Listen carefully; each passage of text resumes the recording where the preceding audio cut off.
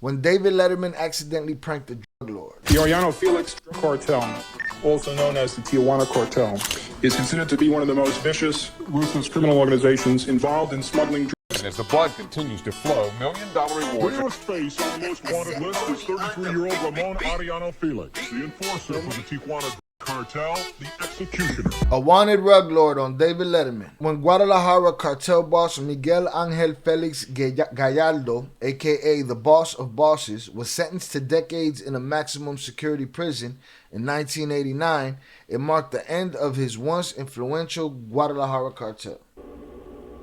Immediately, disagreements within the organization caused the complete dismantlement of the entire group. Well, a group's only as good as its leader, huh? Soon enough, notorious and powerful cartel factions would rise to fight for control over Mexico's smuggling routes. Among them were Gallardo's very own nephews, the Arellano brothers, who were previously making big money smuggling clothing and expensive electronics across the border. Brothers learned everything there is to know about the rug trade business and inherited Gallardo's crucial Tijuana territories operating under the name Arellano Felix Organization, Tijuana Cartel. The Arellano family consisted of 7 brothers and 4 sisters. Damn, it was deep. The second oldest brother, Benjamin Arellano Felix, took the reign of crucial operations, deciding how brocane, meth, and MJ get smuggled through the U.S. and where.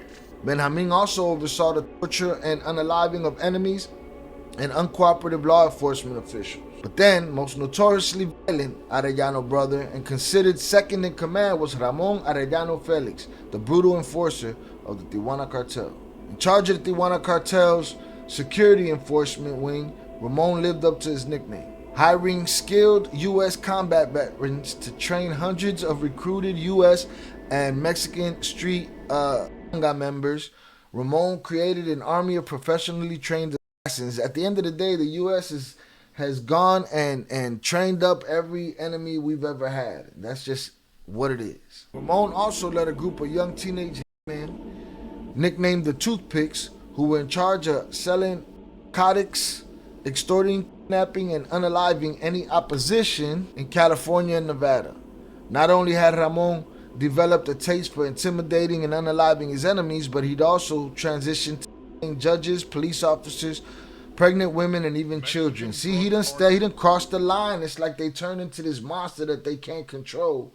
And the weakest amongst them gotta suffer too. You already standing on the necks of the strongest people that you deal with, and now you have to make the least of them suffer too? You ain't shit. You know what I'm saying? Your legacy don't mean shit to me. Mexican drug cartel hit on an LA street. This man, the assassin. You've got a guy on the ground who's injured, who's basically begging not to. Right. Yeah, he's begging for his life. No me mates, don't kill me. When he was begging for his life, I did say, this is for Ramon Arellano. I wanted him to know why he was.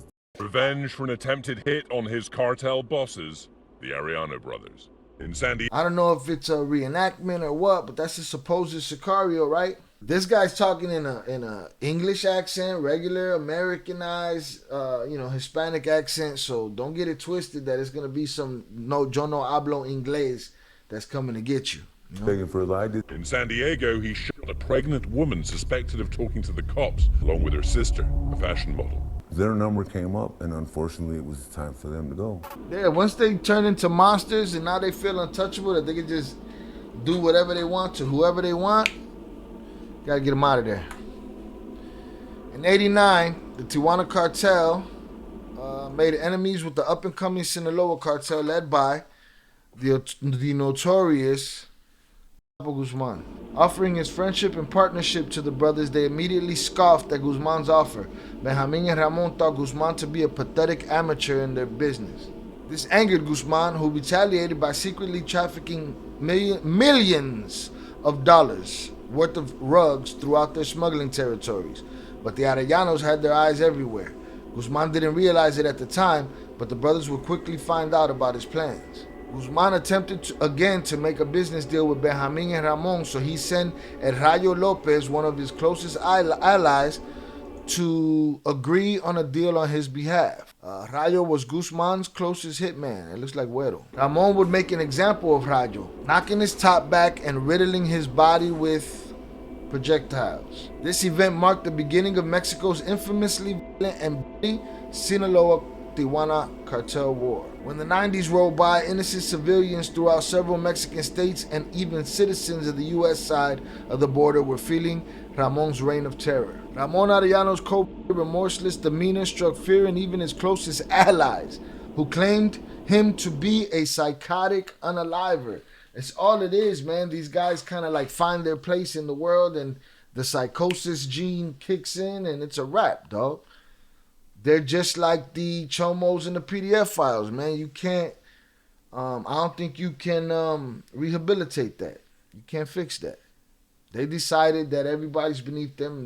They will unalive everything. Officials say he once tested a new gun by killing a pedestrian he happened to pass in his car. Come on, man. That arrogance right there, every gangster in the town should be after you. Officials say he once tested a new gun by unaliving a pedestrian he happened to pass in his car. Like, now you beyond the game, dog. You can't be the anti-hero no more. I can't relate. Take him off the t-shirt.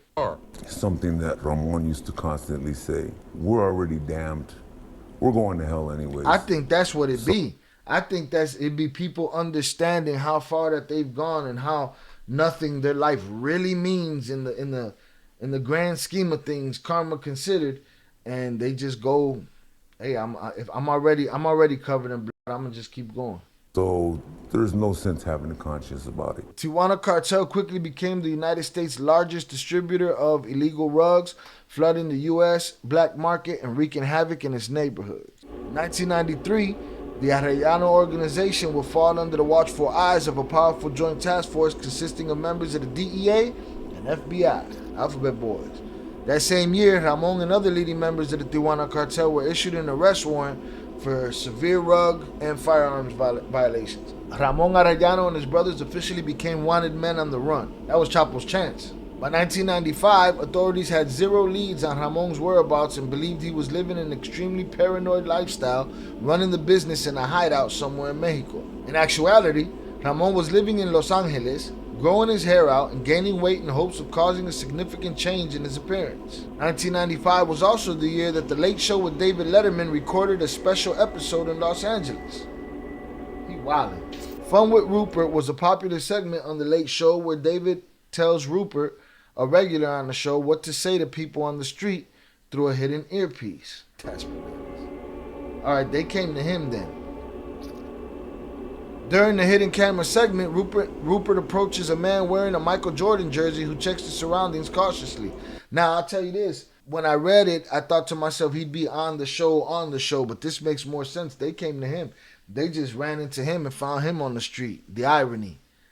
The irony, dog. See, he rocking a Jordan jersey. He rocking the 45, too, the comeback. Again, you can't be on my t-shirt, buddy. During the hidden camera segment, Rupert approaches a man wearing a Michael Jordan jersey who checks his surroundings cautiously. Let's check out his body language. That's him.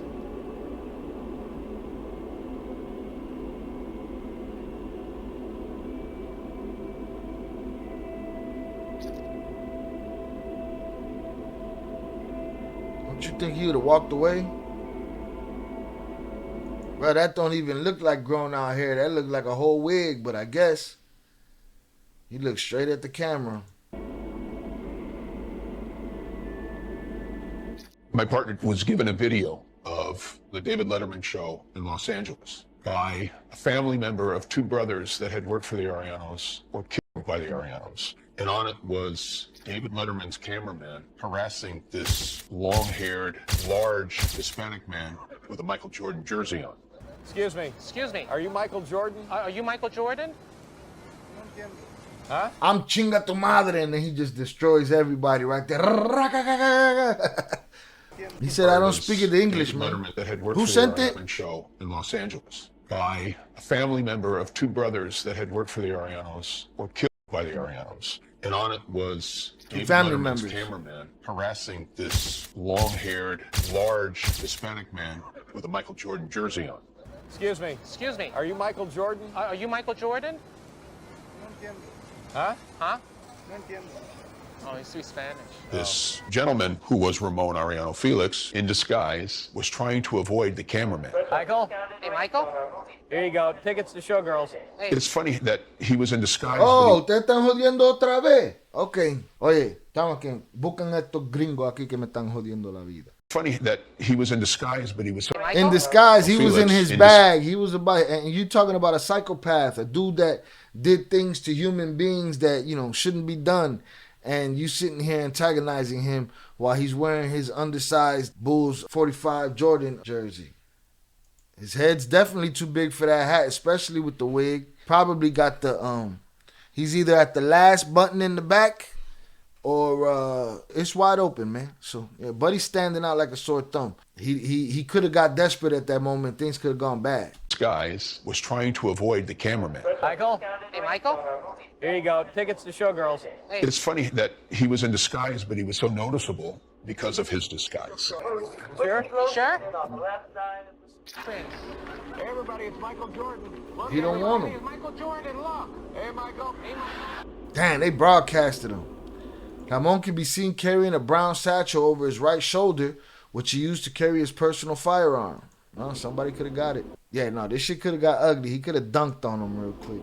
2 years later, in 1997, the Federal Bureau of Investigation placed Ramon on his 10 most wanted fugitives list, adding a $2 million award for his capture. With a $2 million bounty on his head, Ramon became an even bigger target for his enemies and informants interested in the reward money. Years would pass before Ramon's inevitable downfall. And how many people that didn't agree with how he handled things in a psychopathic nature weren't itching to claim that $2 million bounty. In February 2002, Ramon Arellano Felix and two of his men were driving around Mazatlan, Sinaloa when they failed to stop at a routine police checkpoint.